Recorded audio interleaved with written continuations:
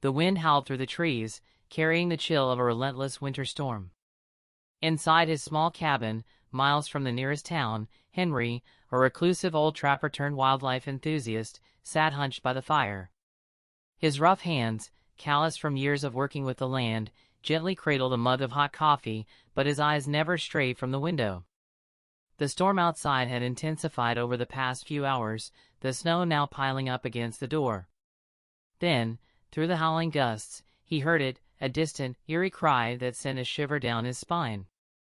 It was a sound filled with pain, desperation, and wildness, a cry that struck a chord deep within him. Grabbing his lantern and wrapping himself in his worn coat, Henry stepped out into the blizzard. The storm bit at his skin, but he pressed forward, following the cry until he saw her, a lynx, half buried in the snow, struggling against the weight of something unseen. Henry approached cautiously, his lantern casting flickering shadows on the snow. He saw her clearly now, the lynx, her back legs pinned beneath the weight of a broken barn door. It wasn't a trap, but rather a heavy, weather-beaten door that had collapsed under the force of the storm, trapping her in the wreckage. The lynx's sharp eyes glinted with fear, and she let out a weak snarl, her breath shallow and ragged. She was too exhausted to put up much of a fight, but the wildness in her eyes told Henry that trust would not come easily. Her fur, once thick and majestic, was matted with ice and snow, her sides heaving with every labored breath. Henry knelt to assess the situation. Tracks in the snow told a silent story of the lynx's journey. She had been limping through the storm for hours before becoming caught. Her condition was dire, and Henry knew time was running out. He placed his hand on the broken door, trying to gently push it open, but the wood was frozen solid. The lynx reacted instinctively, hissing sharply and swiping her claws in his direction. He quickly pulled back, realizing he needed another plan if he was to help her. Henry's heart pounded as he realized he couldn't free the lynx alone. He needed help, and fast. The storm was growing fiercer by the minute, and the lynx's strength was clearly waning. He turned and made his way back to the cabin, the wind biting at his face. The phone barely had service, but after a few desperate attempts, he managed to reach someone, Mia, a local wildlife conservationist. "Mia, I've found a lynx, stuck in a door. It's badly hurt, and I can't get it out," Henry's voice cracked, urgency in every syllable. After a brief silence, Mia's voice came through, determined and calm. "I'll be there as soon as I can, Henry. Stay with it. Keep it warm." Hanging up, Henry grabbed an old blanket from his cabin and headed back to the lynx. He spread it gently over her, trying to shield her from the deepening cold.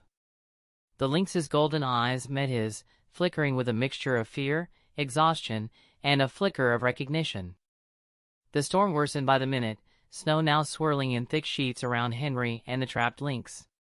Every few seconds, he checked her breathing, shallow and labored, with a wheezing sound that made his stomach churn. Her leg, still pinned under the weight of the door, twitched occasionally, but she seemed to be losing the will to resist. Henry's own breath came in heavy clouds, the biting cold pressing in on him from all sides. The snow continued to pile up, faster than he could keep track of, and Henry realized they were in danger of being buried. Visibility was rapidly fading, and the weight of the snow could make everything worse. His heart raced as the realization struck, he might not get her out in time. Determined to act, Henry grabbed his axe, its metal head gleaming dimly through the swirling snow. Carefully, he began to chip away at the frozen wood, taking small, precise strikes to avoid any sudden movements that could cause injury. The lynx flinched but didn't fight back. Her strength was running low. Just as Henry made progress, a strong gust of wind shook the barn door, and he froze, hearing the ominous creak. But then, through the worsening storm, a distant set of headlights appeared. Mia was coming. A glimmer of hope surged in his chest. Just as Henry's strength began to fade, Mia arrived, her truck skidding to a stop just inches from the barn door.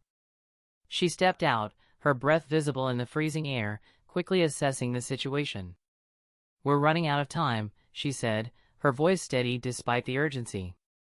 She opened the back of her truck to retrieve a kit of medical supplies, syringes, bandages, and most importantly, a tranquilizer in case the lynx became too agitated. Mia moved with practiced efficiency, checking the lynx's condition from a distance, her eyes narrowing at the sight of the trapped leg. The lynx's paw was swollen, and she was panting heavily, her muscles strained from trying to escape. "I think it's fractured," Mia muttered, moving closer. "We need to be very careful." Henry nodded, his muscles sore and cold, but he knew what needed to be done. With Mia's guidance, he used his weight to pry the door open, inch by agonizing inch. The sound of splintering would echoed in the bitter night as they finally managed to shift it enough to release the lynx's leg. As the door gave way, the lynx collapsed to the snow-covered ground, her body trembling from exhaustion. Mia was quick to kneel beside her, gently restraining her as the lynx tried to thrash weakly. "Easy, girl, we've got you," Mia murmured. Together, they carefully lifted the lynx into Mia's truck, the truck's heater a welcome relief from the brutal cold. Before they left, Henry gently stroked the lynx's head, a rare moment of trust between the wild animal and the human who'd come to her aid. At the Wildlife Center, Solstice, the lynx, was carefully examined and treated. The vets confirmed what they feared: dehydration, frostbite on her paws, and a sprained leg from being trapped under the door. The next few days were critical as the rehab team focused on stabilizing her condition. 4 fluids were administered, and a gentle heating pad helped thaw the frostbite, but the sprain required weeks of rest and monitoring. Mia and the vets kept a close eye on her, cautiously optimistic but unsure if the lynx's mobility would fully return. There were concerns about long-term damage to the leg and the possibility of permanent lameness, which could affect her ability to survive in the wild. Meanwhile, Henry visited the center every few days, standing quietly at the edge of the enclosure. From a distance, he watched as Solstice began to show signs of recovery. Her once shaky legs started to hold firm, and her movements grew more confident. Despite her injuries, the lynx still carried the wildness in her, pacing the enclosure with an air of determined curiosity. The rehab team debated whether she could be released back into the wild or if her injuries would require permanent care. Yet, as the weeks passed, it became clear Solstice's spirit was returning. Her sharp eyes and quick reflexes were coming back, showing a remarkable strength of will. It seemed she had the heart to survive. After weeks of careful observation and rehabilitation, the wildlife team finally deemed Solstice ready to return to the wild. The decision wasn't made lightly. Her injuries had healed remarkably well, and her strength had returned, but the uncertainty of her future loomed. Would she thrive, or would the scars of her past keep her from living the life she was meant for? Henry, who had become deeply attached during her recovery, stood off to the side as Mia and the team carefully loaded the lynx into the transport carrier. His hands, calloused from years of working the land, felt a lump in his throat as the door to the truck closed behind her. The journey was quiet, filled only with the soft hum of the engine and the occasional sound of Solstice's restless movements inside the carrier. Once they reached the protected area, a patch of wilderness where she could roam free, Mia opened the carrier's door. For a moment, Solstice hesitated, her eyes scanning the unfamiliar terrain. Then, with a burst of wild energy, she bolted into the wilderness, her sleek form vanishing into the trees. Henry couldn't help but smile, knowing he had done the right thing. As he turned to leave, his gaze landed on the old barn, its door now reinforced against future accidents. In the fresh snow, he noticed a set of lynx tracks leading away, almost as if Solstice had left him a silent farewell.